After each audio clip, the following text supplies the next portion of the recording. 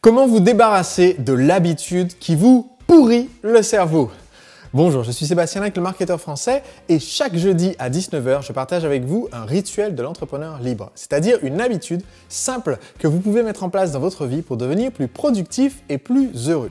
Aujourd'hui, j'aimerais vous parler d'une habitude que vous avez et qui vous pourrit littéralement la vie. Une habitude dont vous pourriez vous débarrasser en quelques secondes à peine et qui pourrait changer votre vie. Si vous débarrassez de cette habitude, ça peut littéralement changer votre vie, vous donner beaucoup plus de temps, vous donner beaucoup plus d'énergie pour entreprendre et développer votre activité et pour vivre une vie d'entrepreneur libre.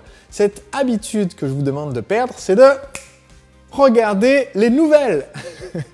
Et en fait, ce que je vous invite à faire, aujourd'hui c'est un épisode un petit peu particulier parce que c'est un mélange entre les rituels de l'entrepreneur libre, mon épisode du jeudi, et les lectures de l'entrepreneur libre, mon épisode du lundi, puisque je vais vous parler aussi d'un livre en même temps, parce que cette habitude dont je vais vous parler, qu'on appelle la diète médiatique, c'est-à-dire le fait de ne pas regarder les nouvelles, le journal télé ou de ne pas lire le journal, ni le regarder à la télé ou l'écouter à la radio. C'est une habitude que j'ai adoptée il y a très longtemps et à peu près à la même époque que mon ami et collègue Olivier Roland, auteur du livre « Tout le monde n'a pas eu la chance de rater ses études ».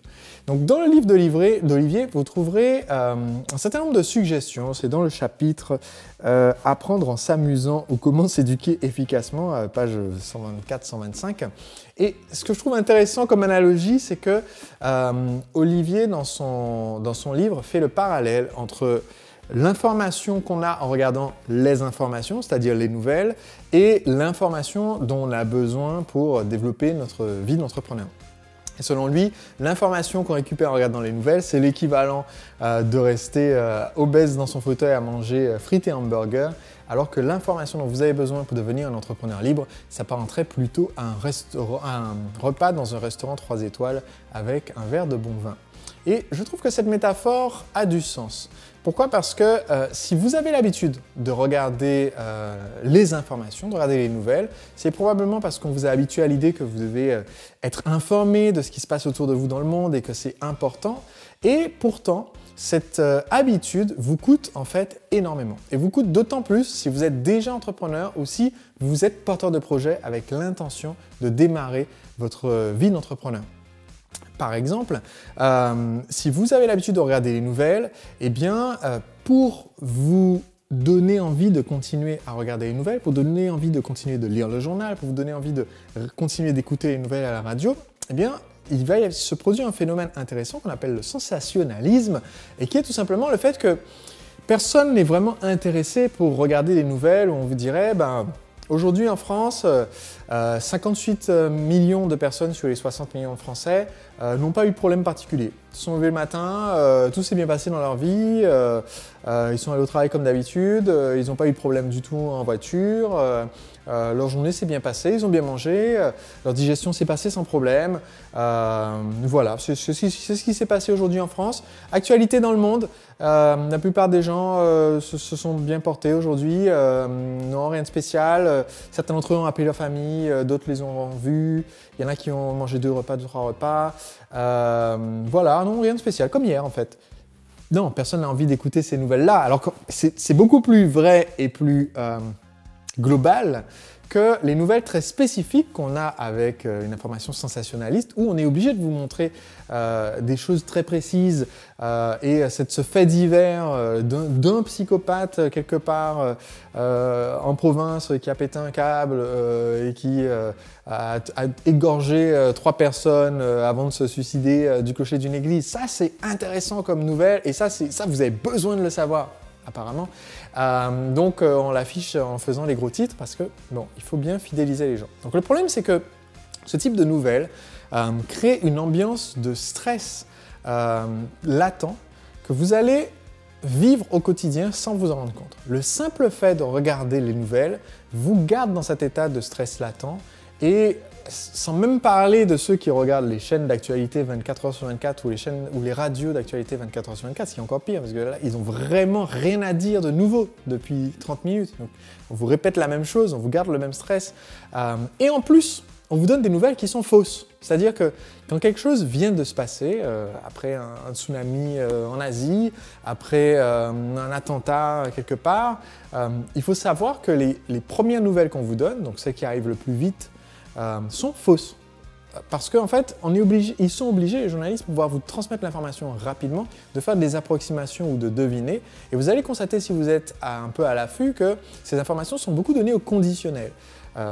Il y aurait 3 coupables, il y aurait 2 suspects, la police semblerait s'être mobilisée autour de telle région, il y aurait déjà tant de victimes. Et évidemment, puisqu'on est dans le sensationnalisme, si on ne sait pas, on va exagérer. Donc, s'il y a eu un tremblement de terre et qu'on ne sait pas exactement combien il y a eu de morts, on va dire il pourrait y avoir eu jusqu'à 50 000 morts. Bon, dans la pratique, il y en a eu 125. Pas 125 000, juste 125, mais on va vous dire le maximum possible imaginable. Si tout le pays est engouffré dans une faille tectonique, il y aurait 50 000 morts. Un exemple vécu en tant que Guadeloupéen, en 1989, nous avons eu le cyclone Hugo aux Antilles, un des rares cyclones de classe 4, il y a 5 classes. Classe 4, c'est très puissant. Si vous êtes en France métropolitaine et que vous avez l'habitude des terribles tempêtes, on va dire à 100 km/h de vent, oulala, ça serait un cyclone de classe 1. Donc imaginez un cyclone de classe 4 qui passe sur la Guadeloupe. Et en fait, aux nouvelles, ils ont dit, ben voilà, la Guadeloupe semblerait avoir disparu, parce qu'en fait, ils n'arrivaient pas à joindre sur les lignes téléphoniques. Donc, dans le doute, on a annoncé que la Guadeloupe avait disparu, enfin aurait disparu. Et puis après, on verra. Donc, les nouvelles qu'on vous donne sont faites à la va-vite, sont erronées, et en plus vous induisent un état de stress et de méfiance qui permet de vous garder face aux nouvelles. Et mon conseil d'aujourd'hui, petite expérience, appuyée par les bons conseils d'Olivier dans son livre, mais mon conseil d'aujourd'hui, c'est de faire une petite expérience et d'essayer de vous décrocher entièrement, de faire une diète, comme un régime, une diète médiatique pendant, certains n'arriveront pas à se décrocher plus d'1 semaine, mais une bonne semaine, ce serait pas mal, 30 jours, c'est encore mieux, et de ne pas regarder les nouvelles. Je ne parle même pas de ne pas regarder la télé ou de pas lire le journal, je dirais juste ne pas regarder les nouvelles. Et vous allez me dire, oui, mais Sébastien, peut-être que je vais rater quelque chose, parce que c'est important de savoir ce qui se passe dans le monde. Alors je vais vous dire déjà ce qui se passe dans le monde, sachant que je n'ai pas regardé un journal télé depuis des années, ni lu les actualités dans les journaux depuis des années, mais je vais vous dire ce qui se passe dans le monde au cours de la semaine qui vient, comme ça vous le saurez d'avance et vous n'aurez pas besoin de regarder les nouvelles. Et bien sûr, je ne sais pas en quelle année vous regardez ma vidéo, mais je sens, attendez, je vais vous le dire. Donc cette semaine, au Moyen-Orient, il va y avoir il y a des violences au Moyen-Orient, je le vois, oui, il y a des violences au Moyen-Orient. Il y a un terroriste qui a commis un acte terroriste quelque part dans le monde. Je vois, il y aurait quelques dizaines de blessés, peut-être même quelques dizaines de morts. Je vois un pays d'Afrique qui a des difficultés en ce moment avec une élection qui s'est mal passée. Je